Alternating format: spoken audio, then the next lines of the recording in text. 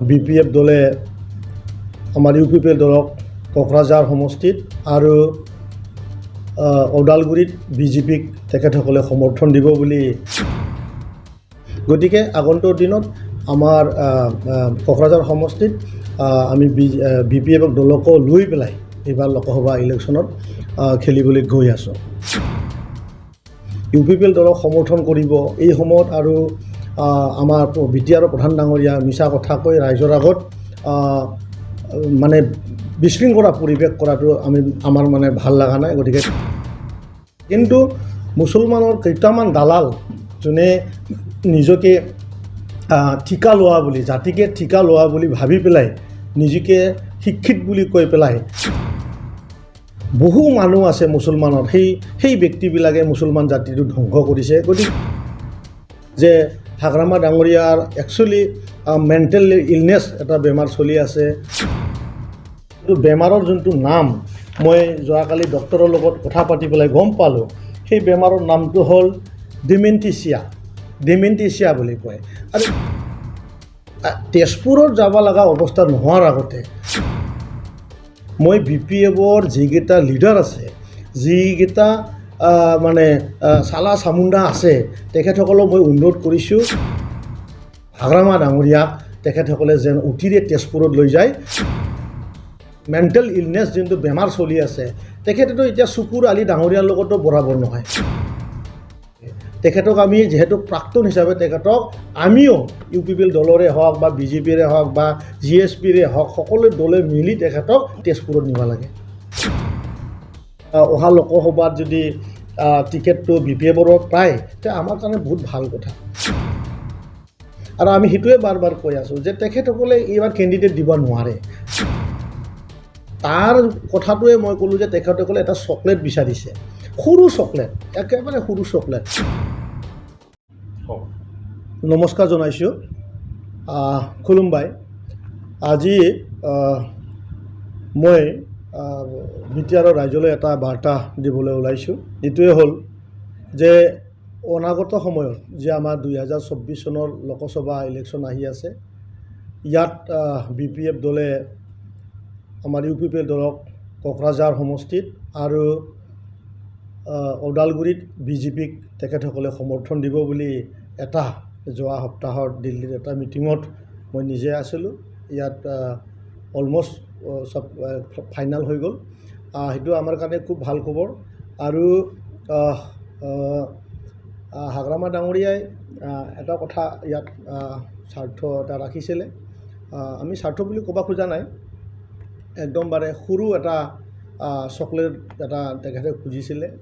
আৰু এই চকলেটটোৰ কাৰণে বহুত দিন এই কথাটো হৈ থাকিছিলে, কিন্তু যোৱা সপ্তাহত এই চকলেটটো অসমৰ মুখ্যমন্ত্ৰী ডাঙৰীয়া আৰু BTR প্ৰধান ডাঙৰীয়াই তেখেতক দিয়া হ'ব বুলি অলৰেডি ফাইনেল ডিচিশ্যন লোৱা হৈছে। গতিকে আগন্তুক দিনত আমাৰ কোকৰাঝাৰ সমষ্টিত আমি BPF দলক লৈ পেলাই এইবাৰ লোকসভা ইলেকশ্যনত খেলিবলৈ গৈ আছোঁ। আৰু এইখিনিতে মই এটা কথা ক'ব খুজিছোঁ যে এইকেইদিন হাগ্ৰামা মহিলাৰী ডাঙৰীয়াই যি ধৰণৰে আমাৰ BTR প্ৰধান ডাঙৰীয়াক দিশা অপপ্ৰচাৰ বা আবুল তাবুল যি ধৰণৰ কথা কৈ আছে, সেইটো খুব বেয়া মানে পৰিৱেশ সৃষ্টি তেখেতে কৰিছে। আনফালেদি মুছলমান সমাজক যি ধৰণৰে তেখেতে ব্যৱহাৰ কৰি আহিছিলে, যোৱা বিগত সময়বিলাকত লাপিকুলক হত্যা হোৱাৰ পিছত নৰসিংবাৰীৰ ঘটনা আটাইবিলাকত তেখেতৰ শাসনকালতে চলি আছিলে।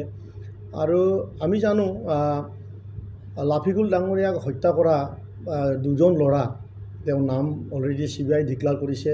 তেখেতসকলৰ মূৰৰ দাম 2 লাখ টকাকৈ অলৰেডি ঘোষণা কৰিছে। এই ল'ৰাবিলাকে কোকৰাঝাৰ BPFৰ ইউথ অফিচত তেখেতসকল তাতে থকা আছিলে।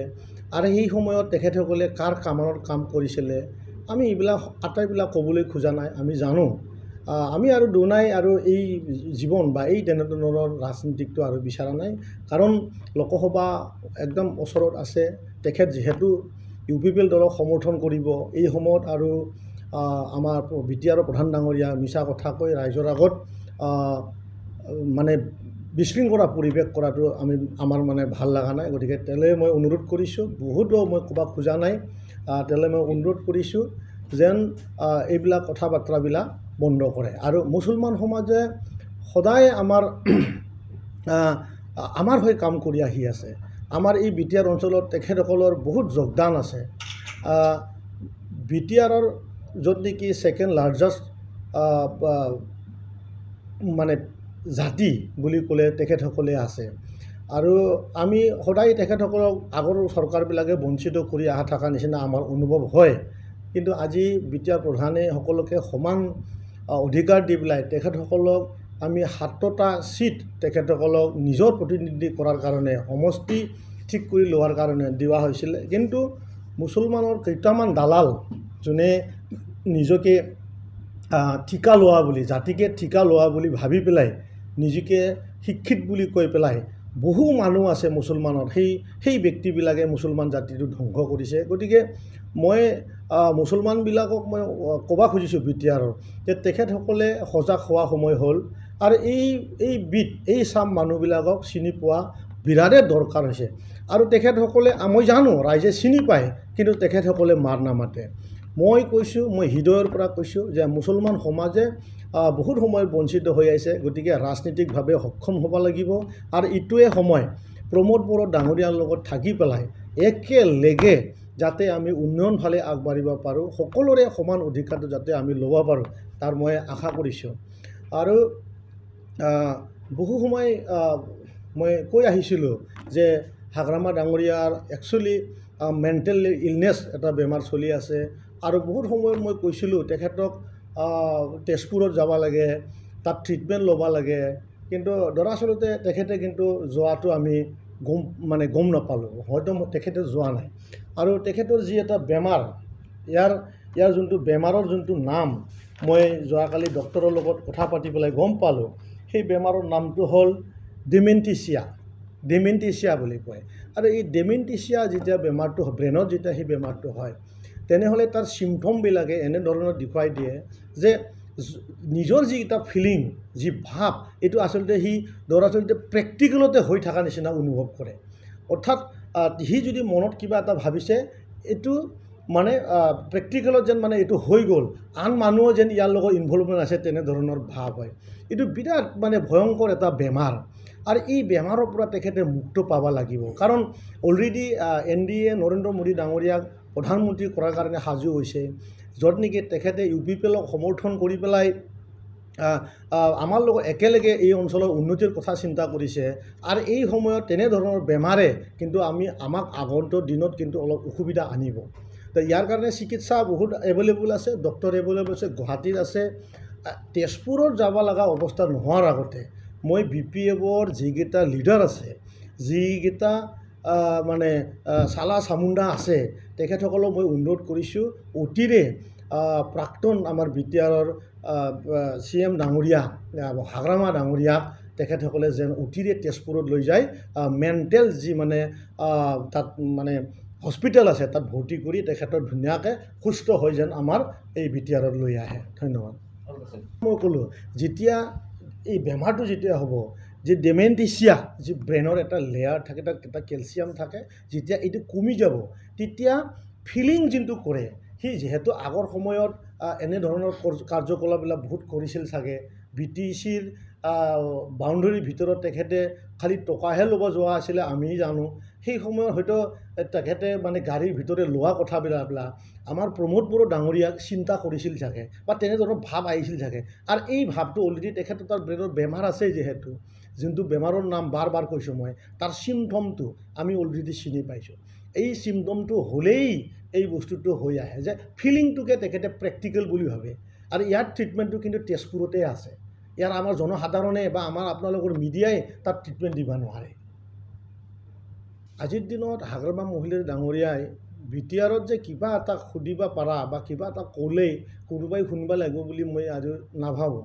কাৰণ তেখেতক বহু সময় আমি আগতো কৈ আহিছোঁ, তেখেতে আজিৰ দিনত তেনেকুৱা এটা ৰাজনৈতিক লিডাৰ নহয় যে তেখেতৰ আমি নাম ল'ব লাগে। তাৰ যি মানে এক্টিভিটি, তাৰ যি কথা কোৱা ষ্টাইল, তাৰ যি ভইচ থ্ৰ' কৰা, তাৰ যি এতিয়া তাৰ যি মেণ্টেল ইলনেছ যোনটো বেমাৰ চলি আছে তেখেতেতো এতিয়া চকুৰ আলি ডাঙৰীয়াৰ লগতো বৰাবৰ নহয় গতিকে তেখেতে কি কয় কি নকয় আমাৰ ভিতৰৰ ৰাইজে শুনিব লগা নাই 2019 চনৰ যি ঘটনা তেখেতে মুছলমান সমাজক যে ধৰণৰ আগত যি মানে তেজৰ খেল খেলি আহা চৰকাৰটোৱে আৰু যেন আৰু তেজেৰে এটা নতুন ৰূপ যাতে দেখুৱাব পাৰে তেনেধৰণৰ কাহিনী 2019 চনতো দেখিছিলে গতিকে যেহেতু এইটো বাস্তৱ ৰূপ নহ'ল আজি তেখেতে অলৰেডি তেখেতৰ যি বেমাৰ এই ডিমেনটিচিয়া যি বেমাৰ তেখেতৰ এতিয়া বহুত বেছি আমি তেখেতক এতিয়া মৰম কৰিব লাগে তেখেতক আমি যেহেতু প্ৰাক্তন হিচাপে তেখেতক আমিও UPPL দলৰে হওক বা BJPৰে হওক বা GSPৰে হওক সকলো দলে মিলি তেখেতক তেজপুৰত নিব লাগে ইয়াত আমি এটাই কথা ক'ম তেখেতসকলৰ আগৰ এক্স মিনিষ্টাৰ